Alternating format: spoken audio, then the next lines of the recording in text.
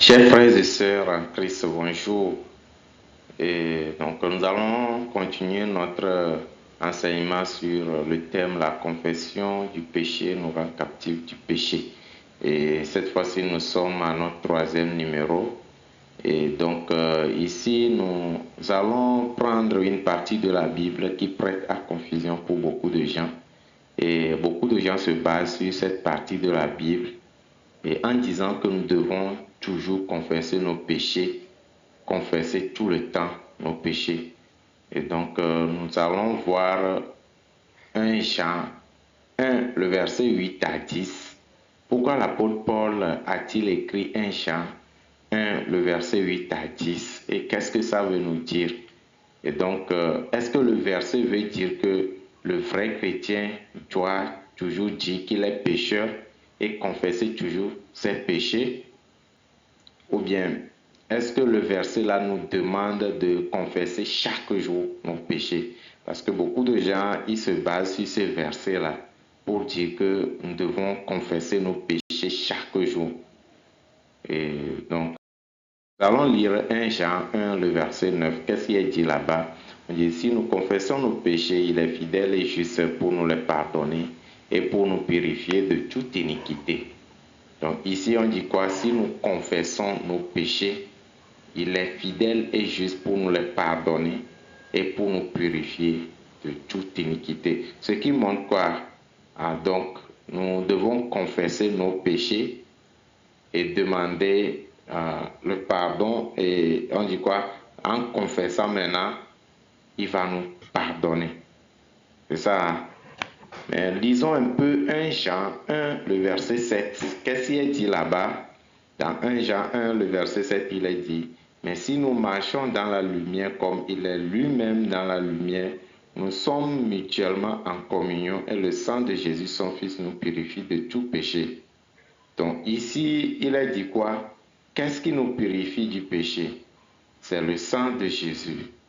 Donc nous allons voir qu'en haut, dans 1 Jean 1, le verset 9, il est question de confession. Et dans 1 Jean 1, le verset 7, il est question du sang de Jésus. Donc, qu'est-ce qui nous purifie exactement du péché? Est-ce que c'est la confession qui nous purifie du péché? Ou bien c'est le sang de Jésus qui nous purifie du péché? Ça veut dire que nous devons statuer sur une chose. Nous allons nous convenir sur une chose. C'est la confession. C'est quand on confesse. C'est ça qui nous purifie du péché. C'est la confession qui nous pardonne nos péchés. Ou bien c'est le sang. Le pardon est obtenu à travers quoi? Le sang ou bien la confession. Donc nous devons vraiment comprendre une chose. Et donc, si c'est la confession qui efface nos péchés, alors est-ce qu'il est besoin que Jésus-Christ vienne mourir pour nos péchés? Parce que le fait juste, j'ai péché, et puis je confesse, pardon, hein, Dieu, ce acte-là que j'ai fait là, pardon. Hein. Donc si je dis seulement ça, et que ça pourrait effacer mes péchés, alors la mort de Jésus-Christ n'a pas de sens. Hein. Donc, dans l'ancien temps, pour pouvoir trouver le pardon des péchés, on faisait le sacrifice des animaux.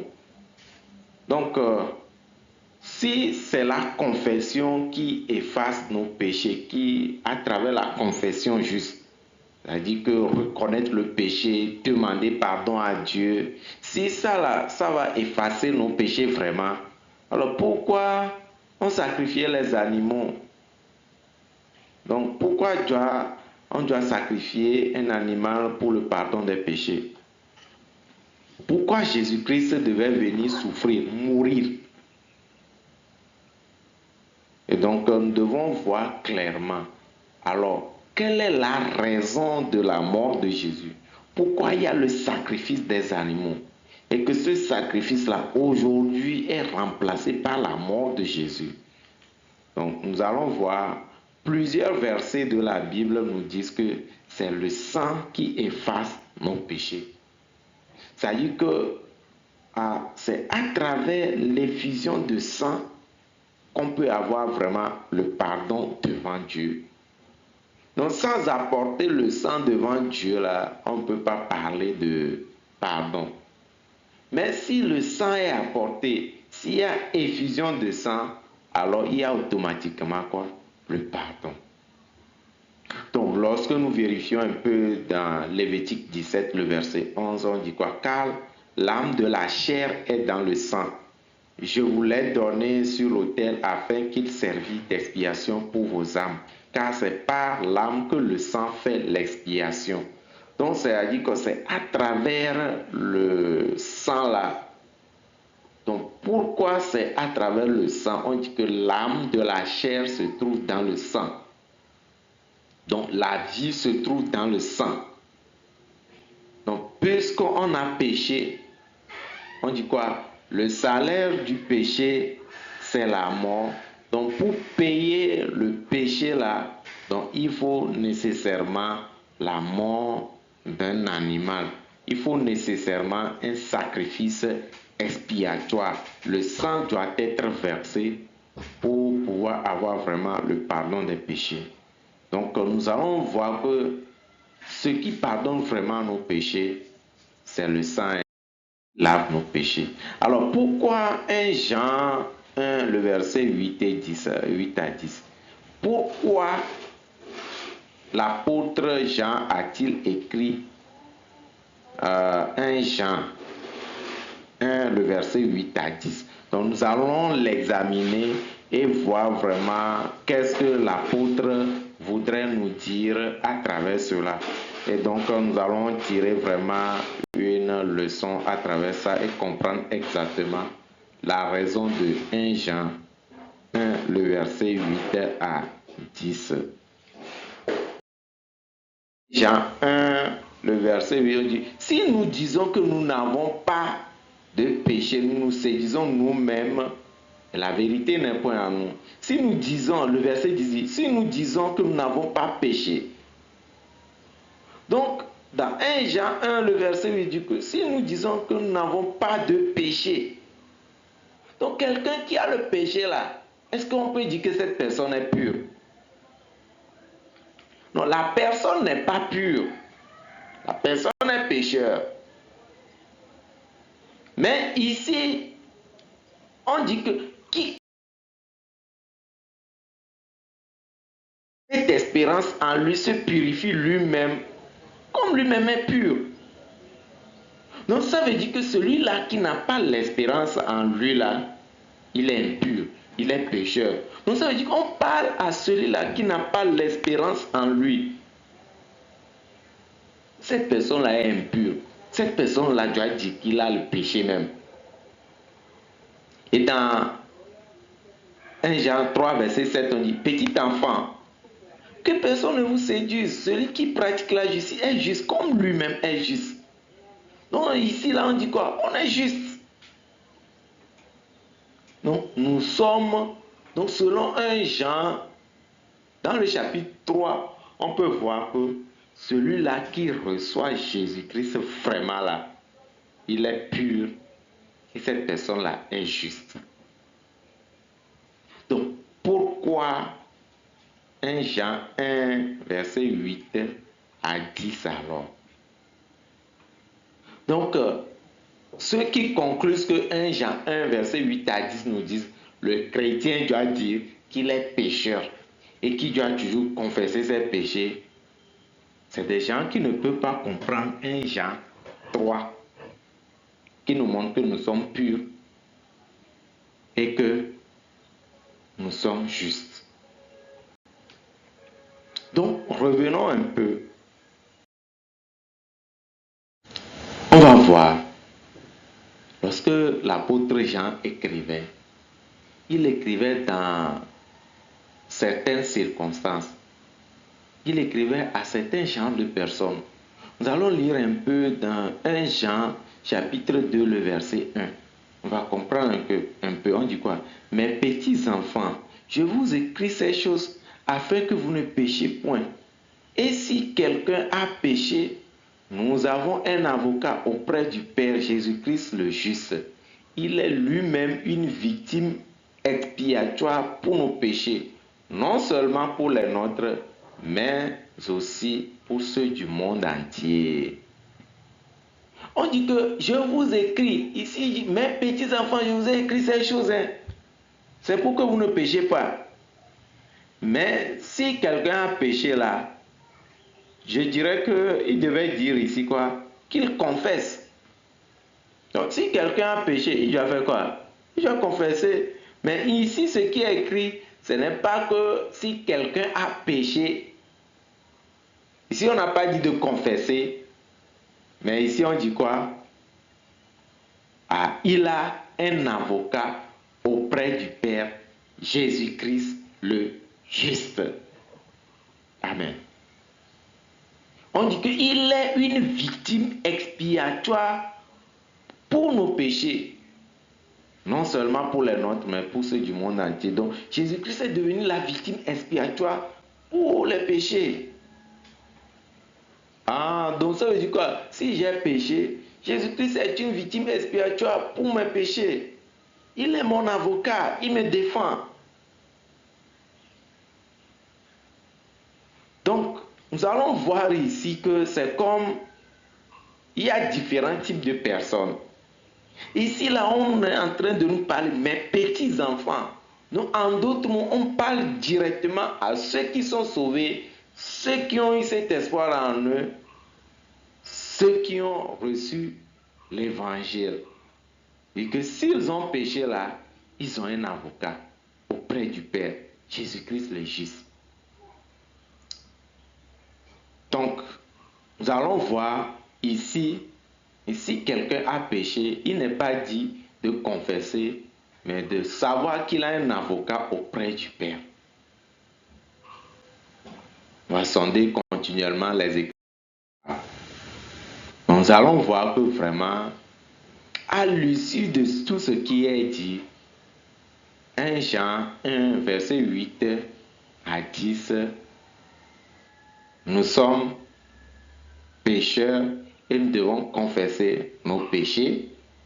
Mais 1 Jean, chapitre 3, verset 3 à 7, et puis quand on ajoute 1 Jean 1, le verset, chapitre 2, 1 Jean 2, verset 1 à 2, nous sommes purs, nous sommes justes. Et si nous avons péché, nous avons un avocat. Donc la Bible est-elle contradictoire? Loin de là. Mais pourquoi il a écrit 1 Jean 1, verset 8 à 10? Nous allons voir que vraiment, le vrai chrétien, c'est celui-là qui a reçu Christ. Et comment on reçoit Christ? On reconnaît vraiment le travail de Jésus-Christ dans notre vie. Mais aujourd'hui, il y a des faux chrétiens. Des gens qui disent qu'ils ont reçu Christ, mais qui n'ont pas véritablement reçu Christ. Alors, nous allons voir la vraie raison de 1 Jean 1, verset 8 à 10. Donc, quand vous voyez un peu dans 1 Jean chapitre 2, le verset 19, on dit, ils sont sortis du milieu de nous, mais ils n'étaient pas des nôtres. Car s'ils eussent été des nôtres, ils seraient demeurés avec nous. Mais cela est arrivé afin qu'il fût manifeste que tous ne sont pas des nôtres. On dit quoi? Ils sont au milieu de nous. Mais ils n'étaient pas des nôtres. Ça veut dire qu'il y a des gens qui sont au milieu de l'assemblée. Eux aussi, ils disent quoi? Nous sommes chrétiens, mais ils ne sont pas de vrais chrétiens. Nous sommes sauvés, mais ils ne sont pas vraiment sauvés. Donc ils sont au milieu de nous, mais ils n'étaient pas des nôtres. En d'autres mots, ils sont au milieu de tous ceux qui sont sauvés, mais ils ne sont pas sauvés. Donc à la fin, il y aura la différence. Donc, l'apôtre Jean, il a remarqué cela, alors il veut faire une distinction. Et maintenant, à ces gens-là qui sont au milieu d'eux et qui ne sont pas des nôtres, pour pouvoir prêcher à ces gens-là, pour pouvoir montrer vraiment qu'ils doivent recevoir le salut. Et pourquoi ils n'arrivent pas à recevoir le salut? Et comment ils sont au milieu de nous? Donc, ici, on dit, il y a des gens qui sont au milieu de ceux qui sont sauvés, mais ils ne sont pas sauvés. Comment distinguer cela? Alors, on va examiner un peu ce qu'ils disent. Dans 1 Jean 1, le verset 8, on dit, si nous disons que nous n'avons pas de péché, nous nous séduisons nous-mêmes et la vérité n'est point en nous. Ah, ok. Nous disons que nous n'avons pas de péché. Le salut, c'est reconnaître que Jésus-Christ est mort pour nos péchés. S'il est mort pour nos péchés, est-ce que nous avons encore le péché? Non. Mais c'est comme si on dit que, ici, si nous disons que nous n'avons pas de péché, nous sommes des menteurs. Alors l'apôtre Jean est allé pour expliquer encore en détail ceci. On dit quoi? Pour comprendre en détail cela, quand vous allez dans le verset 10, on dit que si nous disons que nous n'avons pas péché, nous le faisons menteur et sa parole n'est point en nous. Donc, il y a une petite nuance entre le verset 8 et le verset 10. Le verset 8 dit, si nous disons que nous n'avons pas de péché. Et le verset 10 dit, si nous disons que nous n'avons pas péché. Donc, en d'autres mots, pourquoi disent-ils qu'ils n'ont pas de péché? Ils disent qu'ils n'ont pas de péché parce qu'ils n'ont pas péché. Donc, en d'autres mots, il y en a qui disent que non, moi, je ne pêche pas. Donc, pour cela, je n'ai pas de péché. Ça, là, ce n'est pas vrai. Qui va dire que lui ne pêche pas? Mais j'ai trouvé des gens qui disent qu'ils ne pêchent pas. Il y en a même qui disent que, moi, quand j'ai reçu Christ là, depuis ce temps, je ne pêche plus. Mais sur cette terre, il n'y a personne qui va dire que lui ne pêche pas. Donc là, si quelqu'un dit que non, moi, je suis juste parce que je ne pêche pas. Moi, je suis juste. Je n'ai pas de péché parce que je ne pêche pas. Ça, c'est faux. Donc, dire que je n'ai pas de péché parce que je ne pêche pas, ça, ce n'est pas vrai. Alors, on peut détecter, c'est des gens qui ne sont pas dans la vérité. Donc, c'est pourquoi il dit quoi? Il faut confesser. À ces gens de personnes, ils doivent confesser. Ils doivent reconnaître le péché. Et donc, quand ils reconnaissent le péché, ils reçoivent le vrai pardon là. C'est ça qui les rend justes. C'est ça qui les sanctifie du péché. C'est ça qui les purifie du péché. Et donc, dire nous n'avons pas de péché parce que nous ne péchons pas, c'est différent de nous n'avons pas de péché parce que le sang de Jésus a lavé mes péchés. Donc, je n'ai pas de péché parce que le sang de Jésus a lavé mes péchés. C'est ça le salut. Mais je n'ai pas de péché parce que je ne pêche pas. Ça, c'est une hérésie. Ce n'est pas vrai, ce n'est pas la vérité. Alors, tous ceux qui pensent qu'ils n'ont pas de péché parce qu'ils ne pêchent pas, ça c'est faux. Donc, il y a beaucoup de gens, il y en a même, ils se disent qu'ils sont des chrétiens. Ils disent que non, eux ne pêchent pas. Alors, à ces genres de personnes, ils doivent lire très bien 1 Jean 1, le verset 8 à 10. Donc, nous allons voir, ils disent qu'ils n'ont pas de péché. Ils pensent que c'est le fait qu'ils ne pêchent pas qu'ils n'ont pas de péché. Ils ne reconnaissent pas que c'est uniquement le sang de Jésus-Christ qui nous purifie du péché. Donc, c'est les gens à qui l'apôtre Jean a écrit dans 1 Jean 1, verset 8 à 10. Donc, c'est des gens qui disent qu'ils n'ont pas de péché. Ils pensent que c'est le fait qu'ils ne péchent pas, qu'ils n'ont pas de péché. Et ils ne reconnaissent pas que c'est uniquement le sang de Jésus, Christ, qui nous purifie du péché. Là, ce n'est pas le salut. Donc, on va voir, même dans Lévitique, dans l'Ancien Testament, pour avoir le pardon des péchés, alors il faut le sacrifice des animaux. Donc, quand vous lisez Lévitique 4, la Bible a montré le sacrifice. Quand le sacrificateur a péché, si c'est toute l'assemblée, si c'est un chef, si c'est un individu. Donc, Lévitique 4, à partir du verset 25. Donc, il faut nécessairement le sacrifice d'un animal. On dit si c'est quelqu'un du peuple qui a péché involontairement en faisant contre l'un des commandements de l'Éternel, des choses qui ne doivent point se faire, et en se rendant ainsi coupable, et qu'il vienne à découvrir le péché qu'il a commis, il offrira en sacrifice une chèvre, une femelle sans défaut pour le péché qu'il a commis. Il posera sa main sur la tête de la victime expiatoire, qu'il égorgera dans le lieu où l'on égorge les holocaustes. Et on dit, le sacrificateur prendra avec son sang, avec son doigt, du sang de la victime, il mettra sur les cornes de l'autel des holocaustes et il répandra tout le sang au pied de l'autel. Le sacrificateur ôtera toute la graisse comme il ôte la graisse du sacrifice d'action de grâce et il la brûlera sur l'autel et elle sera d'une agréable odeur à l'Éternel.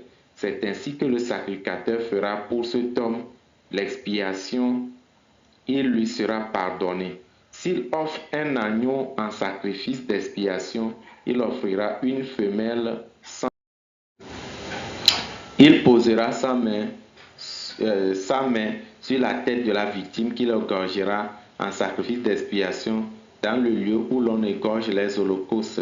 Le sacrificateur prendra avec son doigt du sang de la victime et il mettra sur les cornes de l'autel des holocaustes et il répandra tout le sang au pied de l'autel. Le sacrificateur ôtera toute la graisse comme on ôte la graisse de l'agneau dans le sacrifice d'action de grâce et il la brûlera sur l'autel comme un sacrifice consumé par le feu devant l'Éternel. C'est ainsi que le sacrificateur fera pour cet homme l'expiation du péché qu'il a commis et il lui sera pardonné. Donc ici, la Bible montre que sans faire le sacrifice, on ne dira pas que les péchés sont pardonnés.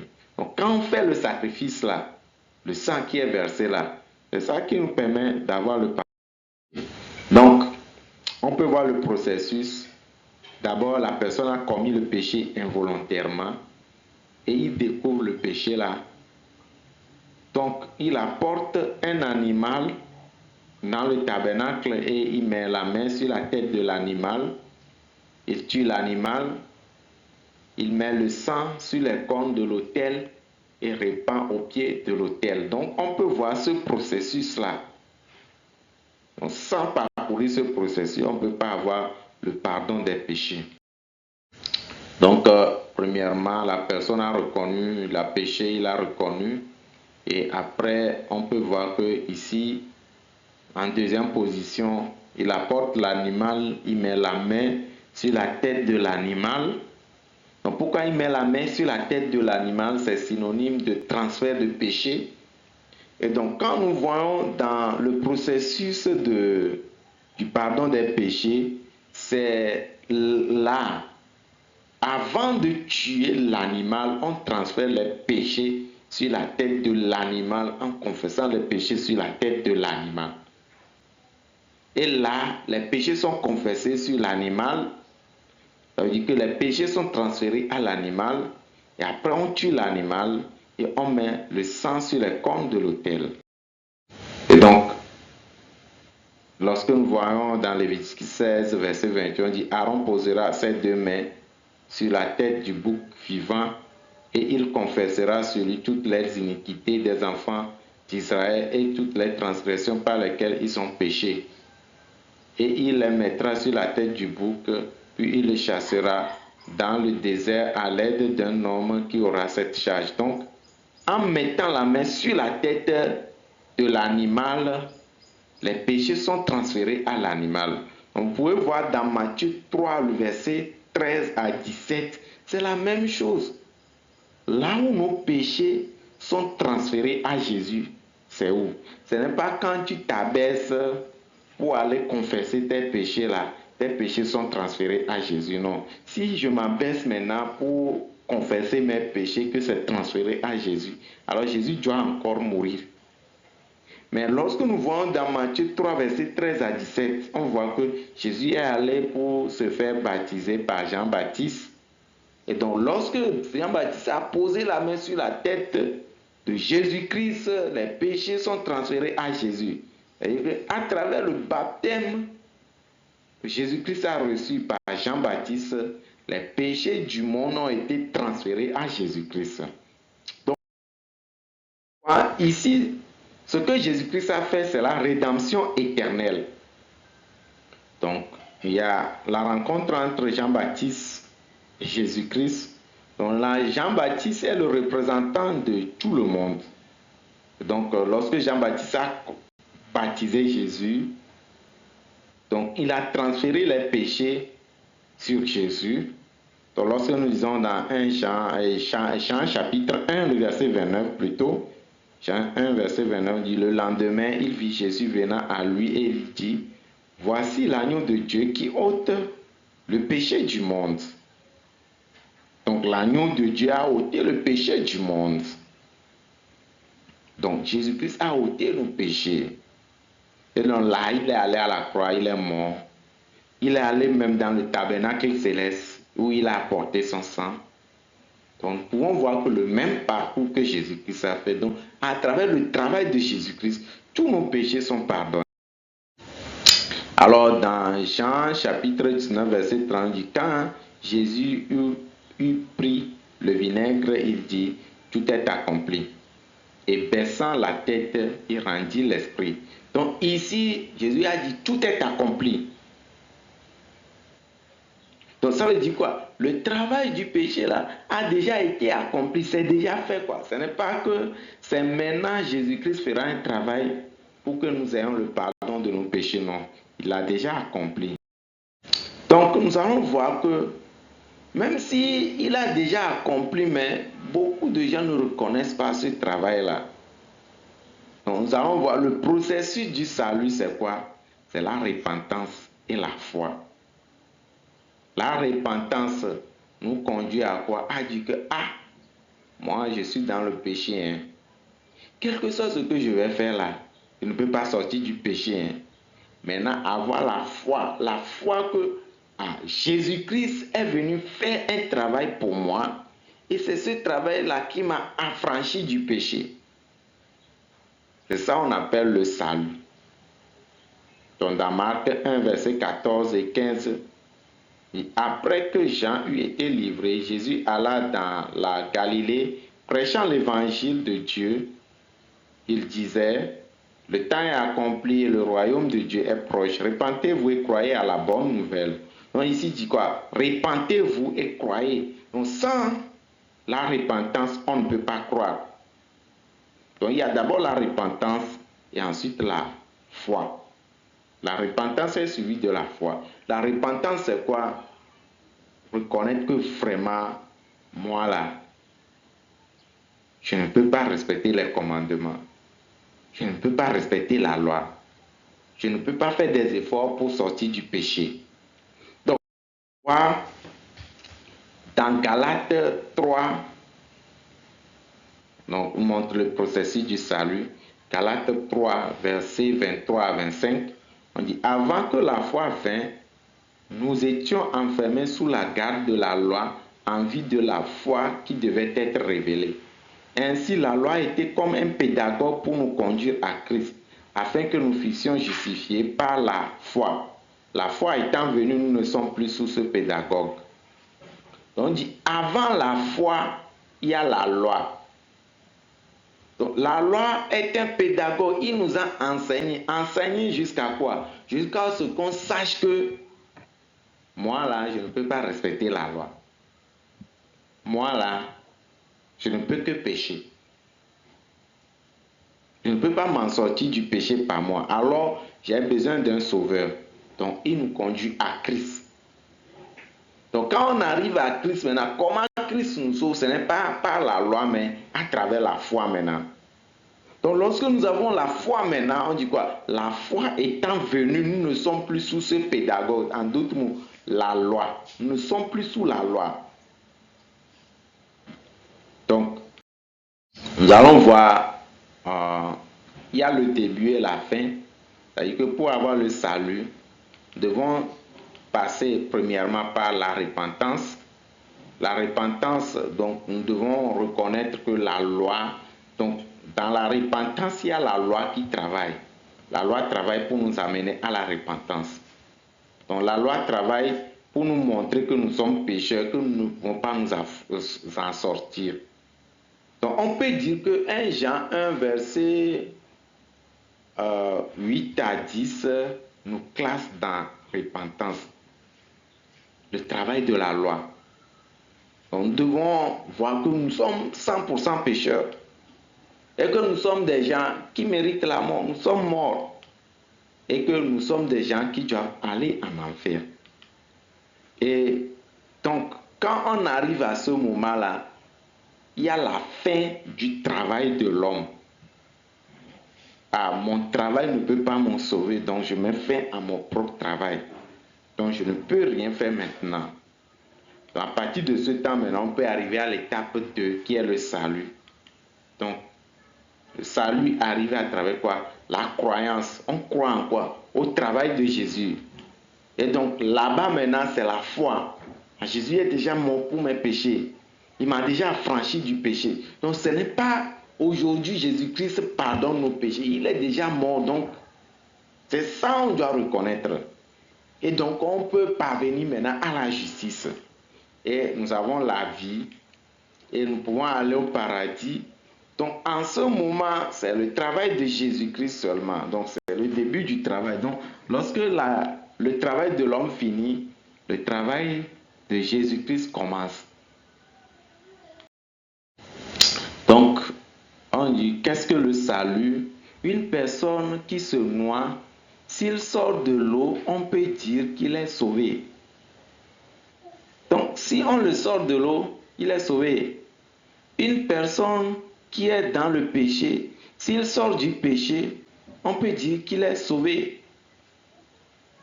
Si on ne sait pas qu'on se noie, alors on ne cherchera pas à s'en sortir. Donc si on ne sait pas qu'on est dans le péché, on ne sortira pas du péché. Donc là, c'est le fait de nous faire sortir de l'eau. Donc ça veut dire que quand on nous fait sortir de l'eau, on n'est plus dans l'eau. Donc nous sommes sortis. Donc quand nous sommes dans le péché, on nous a fait sortir du péché. Donc nous ne sommes plus dans le péché. Nous ne pouvons plus dire que nous sommes des pécheurs.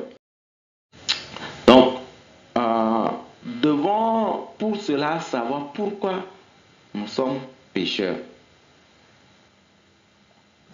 Et pourquoi nous sommes pécheurs. Donc, il y a le premier point, je suis pécheur parce que j'ai commis le péché. Le deuxième point, je suis pécheur parce que je suis né dans le péché. Qu'est-ce qui est vrai? Donc, si nous prenons un exemple, je suis orangé parce que je produis les oranges. Ou bien, deuxième cas, je suis orangé parce que c'est la graine d'orange qui est semée. Qu'est-ce qui est vrai? C'est la deuxième proposition. C'est-à-dire que même s'il n'y a pas les fruits sur l'arbre, on peut dire que c'est un oranger. Même si je ne vois pas les oranges sur l'arbre, je vais dire que c'est un oranger. Pourquoi? Ah, c'est la graine d'orange qui est semée. Donc nous devons savoir que nous sommes pécheurs, non pas parce que nous avons commis le péché, mais nous sommes pécheurs parce que nous sommes nés dans le péché. Donc c'est ça, hein. Donc c'est ça qui est vrai.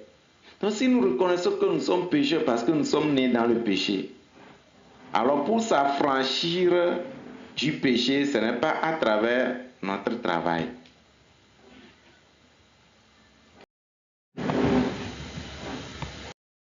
Alors qu'est-ce que le salut? La chenille qui devient papillon. Oui. Et que quand vous voyez le processus, on voit quoi? Au début, il y a l'œuf. Et après, l'éclosion de l'œuf nous donne quoi? La chenille. Mais la chenille se cristallise et devient quoi? Ça se transforme et maintenant elle devient quoi? Papillon. Donc au début, c'était quoi? Une chenille. La chenille, la vie de la chenille, c'est qu'elle doit ramper, elle ne peut pas voler, elle mange des choses qui sont sur le sol. Mais lorsque la chenille reçoit la transformation, elle devient quoi? Papillon. Elle a des ailes, elle peut voler, sa forme change, tout est changé.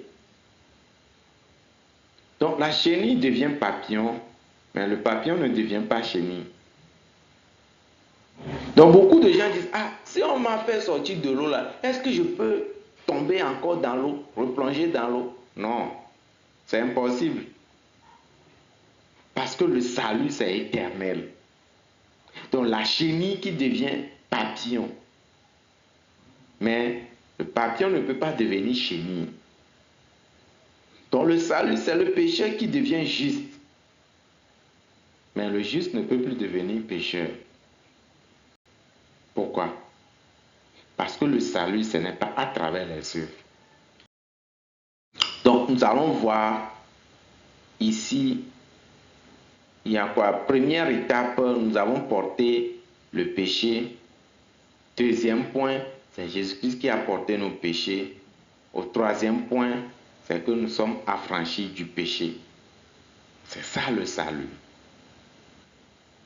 Donc, la raison pour laquelle 1 Jean 1, verset 8 à 10 est écrit, c'est des gens qui ne sont pas sauvés, mais on les écrit.